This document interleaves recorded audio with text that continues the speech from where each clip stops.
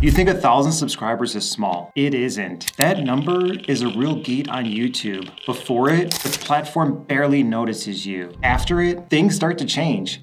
Most creators never get there. Not because they're bad, not because they're unlucky, but because they keep guessing. They post, they hope, and they wait. And nothing moves. In this video, I'm gonna remove the guessing. I'll walk you through the mistakes that quietly stop most channels from growing. And I'll give you clear steps you can use right away, not months from now. We'll look at why some creators push past 1,000 subscribers while most stay stuck. We'll talk about what really changes growth on YouTube, and I'll show you exactly what to fix so your efforts finally start paying off. Hitting 1,000 subscribers changes how your channel gets tested. Every upload becomes a small trial. The system is always trying to answer one simple question. Who is this video for? If your channel sends mixed signals, the system plays it safe. It won't push your video very far. It won't risk showing it to a large group of people. That's why the 1,000 mark matters so much. By then, there's enough steady data for the system to feel confident. It can start testing your videos with wider audiences because it's learned what to look for. Here's the reality most creators never hear. Most channels never reach 1,000 subscribers. That's the reality. So when you get there, you're not small. You're already in a group that has proven one thing. You send clear signals the system can understand. But if your channel jumps between topics, thumbnails, and tone, those signals break. The system can't learn. And when the system can't learn, it stops testing. That's how channels stay stuck, even after months or years of posting. Okay, now let me reveal the mistakes that are killing your growth. The first big mistake is chasing random trends every week. Trends feel good because they create short spikes. You see a jump in views, and it feels like progress. But spikes don't build memory inside the system. When your channel jumps from one topic to another, the platform can't figure out who your videos are meant for. One video attracts one type of viewer, the next video attracts someone completely different. The system never builds a clear audience profile. That profile is what unlocks suggested videos, playlists, and homepage testing. Without it, every upload starts from zero. The second mistake is flipping niches without data. Most creators do this emotionally. A few videos underperform, panic kicks in, and they change direction overnight. Smart creators slow this down. They treat a niche change like a test, not a reset. They publish a small batch of videos in that new direction. Then they compare the click-through rate, early watch time, and how fast viewers drop off. If the numbers improve clearly, they move. If not, they stop. No guessing, no vibes, just comparison. The third mistake is confusing frequency with relevance. Uploading more only works when the videos feel connected. If each upload promises something different, the system treats them as unrelated. 100 scattered uploads don't beat 50 that speak to the same viewer with the same promise. Consistency is not about schedule. It's about expectation. When people know what they're getting,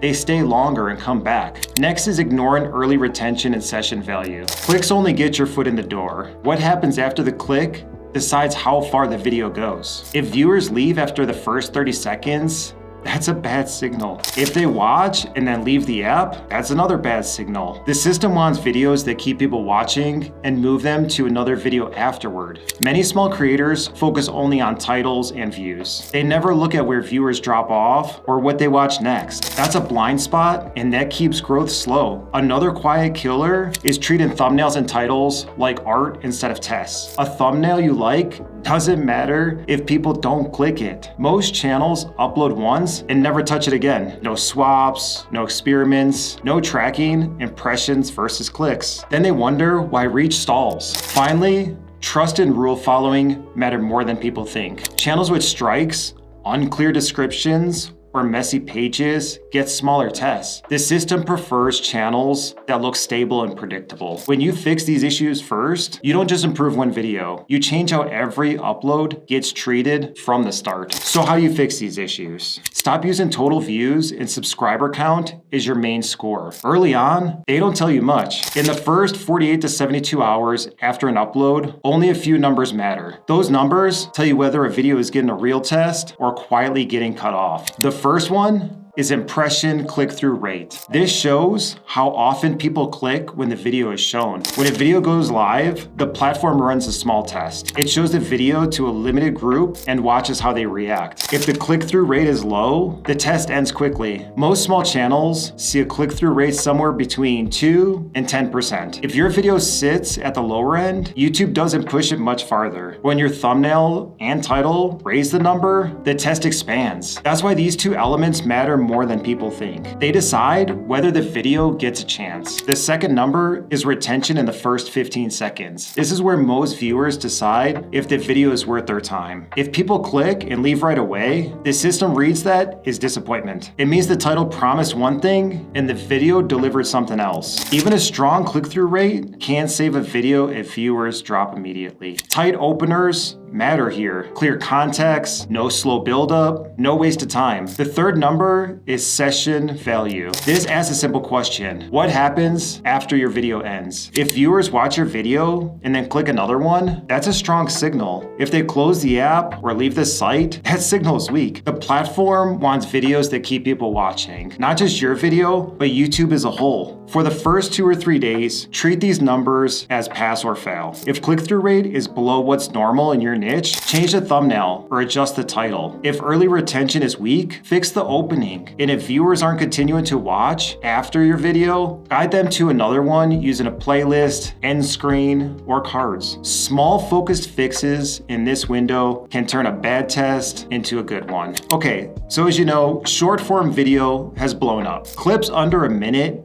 can reach a huge audience almost instantly. But if you set them up the right way, those viewers can turn into subscribers for your main channel. The platform now delivers billions of views to shorts every day. One well-made short can bring in hundreds or even thousands of new subscribers overnight, but only if you use it to guide people toward longer content, playlists, longer videos, or your main uploads. Here's the catch. Shorts can also hurt your long-form watch time. People watch a short, get the quick hit, and leave. If you don't have a plan, you're trading long-term growth for temporary views. The solution is simple. Make lead clips. Take 20 to 30 seconds of your long video and tease the payoff. Add captions, make the curiosity promise clear, and give a direct call to action that drives viewers to your full video. Use shorts to start the session, not just chase views. Coordinate them with a playlist and a clear channel promise. A short then becomes more than a clip. It's a door that brings in people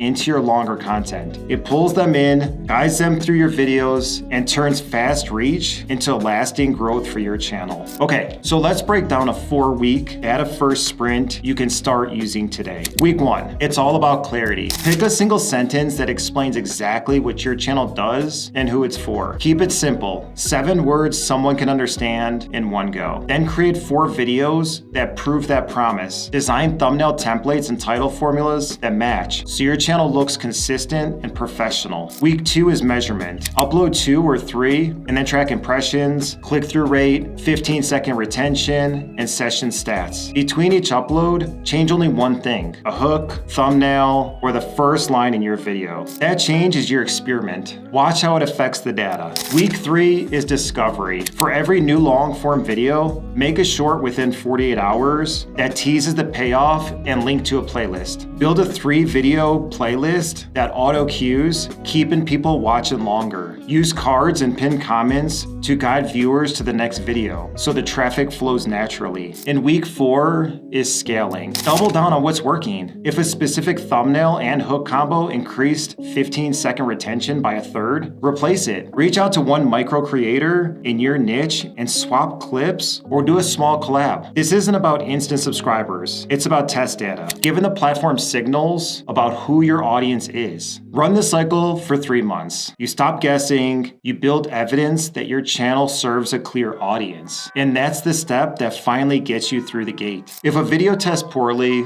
but the idea is solid, solid, don't just scrap it. Try re-editing the opening, swap the thumbnail, and either re-upload it as a new post or update the thumbnail and metadata within the first 72 hours. YouTube retests and those new signals can flip the results. Use a lead clip short to tease the main payoff and drive session starts. When a video performs well, clone it thoughtfully. Keep the hook, the pacing, and the core structure. Patterns matter to the performance. At the same time, watch out for low quality noise. There's a flood of automated, low effort uploads, and that can make initial tests noisier for creators doing honest work. Protect your channel. Avoid strikes, keep branding clear, have a solid about page, and pin playlists. Secure your login with two-factor authentication, limit editor access, and backup thumbnails and raw files. One strike or a hacked account can wipe out months of progress. Finally, track conversions. How many subscribers per 1,000 views are you getting? If it's low, your promise isn't landing. Rewrite the title around a single clear benefit. Make the thumbnail promise match the video payoff. The platform rewards clarity. A clear promise wins over vague artistry every time. Okay, let's wrap this up. Pick one metric tonight and improve it tomorrow. Cut your first 15 seconds in half. Build a thumbnail metrics and test 2 thumbnails on your next upload. Make a lead clip short that teases the payoff and post it within 48 hours. Secure your channel login. Move in small steps with a clear aim. Teach the platform who your audience is. That's the only reliable way through the 1,000 subscriber gate. If you found this video helpful, hit the like button, subscribe for more actionable YouTube tips, and drop a comment sharing which tip you'll try first.